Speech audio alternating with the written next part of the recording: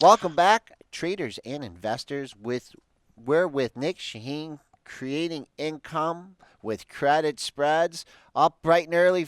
How you doing, Nick? I'm doing awesome. How about you guys? I've been listening to you. A great show this morning. You're touching on a whole bunch of stuff, and trying to keep up with you is a little challenge here. But I'm up to my third cup of coffee. Well, I'm along for the ride here, Nick. Now, Nick, I'm obviously you're on Marketfy running a newsletter called Create Income with Option Spreads, and I follow you extremely closely. I love one of the pieces you come out with every day, your afternoon tea. I had some really great stocks in it yesterday, including a lot of the Momo stocks. But um, I want to start off with just a couple of the plays that you're looking at right now. And yesterday, I know I saw a piece from you talking about we're looking for confirmation on what the market's doing right now. Can you kind of explain your process of looking at the macro trend and then diving into some stocks? Sure, definitely. But before I go anywhere, you guys were talking about Tesla, right? And you You said sure? math. The math doesn't work out. There's no math. It's faith. So they should probably fold it under the fiat, right, instead of the Tesla because it's faith like the currency. You got to have faith in the company, and I don't have the same faith they do. Like a lot of people are puzzled at these valuations. It's just a car company, after all said and done. But hey, if it's running, I'm not standing in front of it. So just let it go. Million units by 2028. Are you gonna get Yeah. a Tesla, Nick? No, it's not a car. I'm a driver. I mean, my handle on Twitter is Racer Nick. I can't drive a car that looks like a Starship Enterprise. That's not a car. It, it looks great. It's just not for me. All right, moving on to some of your current stocks that you would be playing. Are you playing in Tesla, or you say you're getting out of the Sure. way? No, no, I'm out of the way. I did play it on the long side a while back.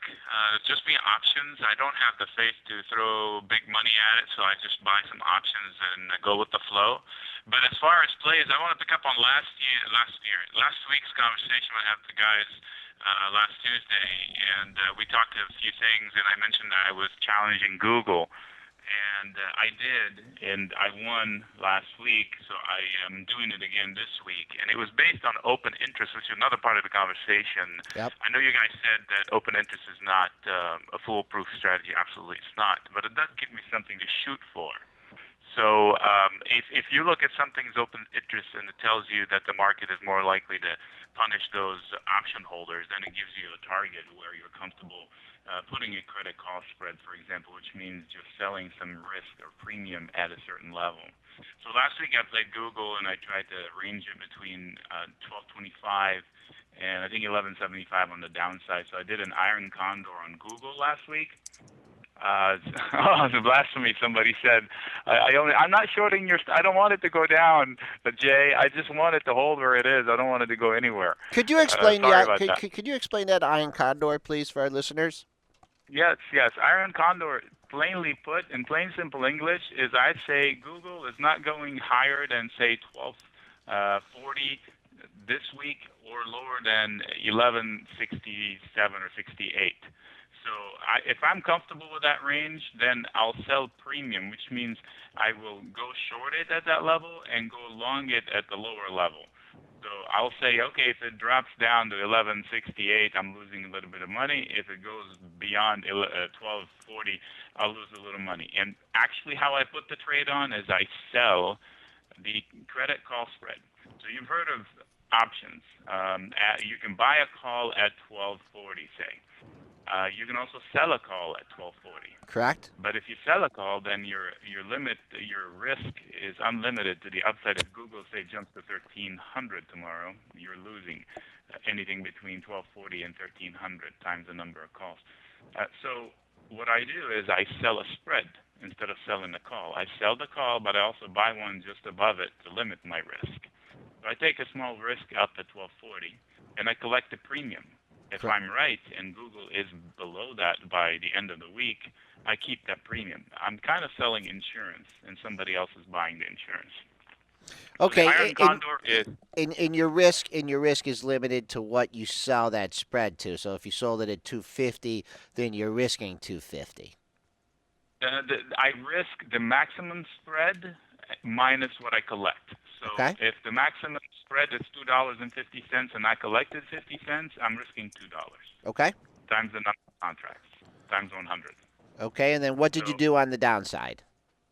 on the downside, I sold a put at 1167 and a half, and I buy a put behind it lower by $2.50. Okay. So the iron condor is 250 wide, $2.50 wide on the top and the bottom. So the maximum risk is still 250 because I can't lose on both legs, right? It can either go up or down, minus the total premium I collected from the top and the bottom. So I'm risking under $2 for such a wide margin, plus or minus 3% on a week that should be somewhat tame.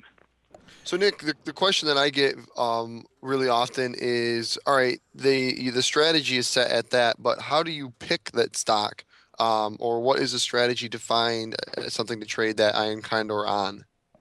Well, Kyle, you've been on so many presentations with me. Is that the one thing I always say? You have to have. Renster doesn't like our talk. You have to have a watch list, and you develop a watch list of years of trading, and then you watch it, not just see it. You have to watch it. By that I mean you have to go through it every day. And see the highs and the lows and the flow and the events. I don't play events. If Google had an event this week, I'm out. There's no way I put this trade on an event. Case in point, what happened a couple of earnings ago when it shot up $100 and nobody saw it coming, right? So you play those with lotto plays, which is what I wanted to talk to also just briefly.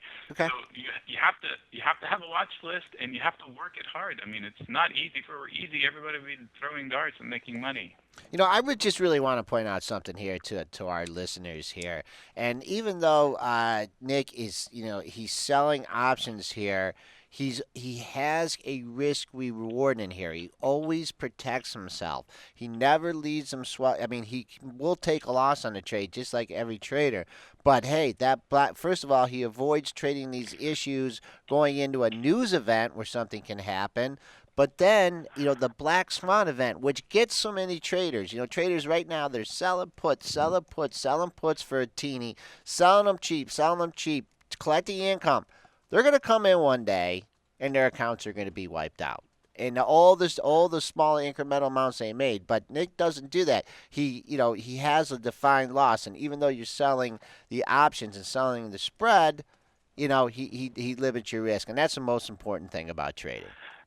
I'm so glad you said that. I'm the guy. I'm so conservative. It's not even funny, and I do this for a living. People don't get that. They say you're lying. You can't be this conservative and be doing this for a living. If the market goes to zero, I know exactly how much I'm losing, and I can sleep. And if the market goes to a million, same thing. If you have a portfolio where if the market goes to zero, at the thought of that makes you throw up a little bit. It's too much risk. And I don't understand selling naked puts or calls because, like you just said, the risk is so big, and I'll take a little bit less of money, and I'll sleep well at night. Thank you very much. Yep. So I'm the guy driving down the street, nicely paved street. I'm looking for potholes, so I can't do naked. Yeah, well, good thing you're not coming out to visit us because there's a lot going on. So, what about any lotto plays? I mean, we're coming out of earnings season here. Yeah, let's talk about those. Yeah, usually lotto plays. I would say, what the heck is a lotto play? Well, you buy a lotto ticket, your odds are a zillion to one to win something, right? So on lotto plays, you buy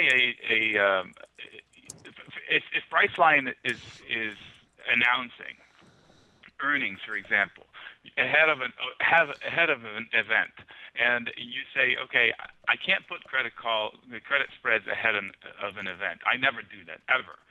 So what I do is I go with the flow. I'm not smarter than everybody, so I'll see what everybody's lined up, and if it's something I somewhat agree with or don't disagree with, I'll throw a few calls out there. I'll buy a call spread. The thing I do, I sell call spreads. I'll buy a call spread. And I don't buy it. I can either buy it way out of the money and hope for a giant bang, or I'll just buy it at the money and hope to double my money. And I'll just buy a ticket. It's $200, whatever it is, one lot, two lot, whatever you want, and just and then it goes from it's a coin flip really. So 50% chance on the lotto ticket is pretty darn good for a chance to double your money. That's just for fun. You don't do it when it's your nest egg. You do it when you want to participate. The other way I do lotto, I did it last week, last Friday, and I wanted to mention that it was Priceline. Everybody's, how are you going to play Priceline? I wanted to buy a call spread, and a lot of my members did, but instead I decided to opt out. And at the open, I sold an iron condor at ridiculous. It was like 1270 or 13. What the heck is it now? 1370 on Priceline, and on the low side, it at when it announced, it gave me two numbers. It bottomed and it Yep. peaked, right? So I take those two numbers and I step out a little bit further from them, and I sold an iron condor there. So I sold one at 1370, and so 1370 to risk, and then capped it at 1375, and then one at I want to say 1285 and 1280. So I collected like 30 cents at the open, and as soon as like an hour later, those things were pennies. So it was 30 cents collected in 3 hours. It was just ridiculous. So I made my lotto ticket be like somebody gave me a peek at the numbers. Instead of playing ahead of the event, I sold the premiums when they were wacky. I mean, they were crazy at the open. Right. So Yep. you Pumped can up do it volatility. multiple ways. Yeah, I just want to another thing here is we're gonna ask you some few things on your watch list, but when I try and play some of these wacky options and stuff, and what I do, and I've made some good calls and some bad calls, but when I trade in these volatile stocks, I'll make a good call on something, but I don't really have, it's hard to have a target on these things, so they're so volatile. So I think the next time when I'm going to look at something, if I think a Tesla can go to 250 or whatever. If I buy a call spread at a buck 30, $5 apart, I know what I'm risking. I know what I'm making. So there doesn't have to be, that trepidation of, oh man, is this the top? And you wanna, and if you're only playing a couple calls, it's not, not trading large positions. It's really hard, to get out. So at least you're going in with a defined risk, and then you know what your target is. And I know you said you don't let the things go the way. You leave some money for other people, but at least you got a target on the upside. And just to close things out, could you just give us a couple other stocks on your watch list, things you like to watch and trade? Sure. Definitely. We talked also last week, that falls well right here. I told you about LinkedIn, and I said I'm eyeballing it. I said stay out when it went down and down again and down again, and I was hoping to catch the bottom. And I said I like it at 180, but it was just $5 away. And sure enough, it went green on a red day, and when VIX was up 8%, so I knew I may have missed my bottom chance. Today it's going to be up again because it had some news on some Chinese site in simplified Chinese or something like that. So I may have missed the bottom on LinkedIn, but that's one I trade on credit put spreads on drawbacks. I don't try to short it because it's one of Momo's. It's easier to actually go along it. So yeah, LinkedIn I look at that way. Any high dollar stock usually offers Okay. good premium. Okay. All right, Nick. Thanks a lot for coming on again. Once again, we get a good education here in the options market, selling credit spreads. People should definitely take a look at your product on Marketfy. Have a good trading day, and love to have you on again next week. Thanks, guys. See See you. you, Nick.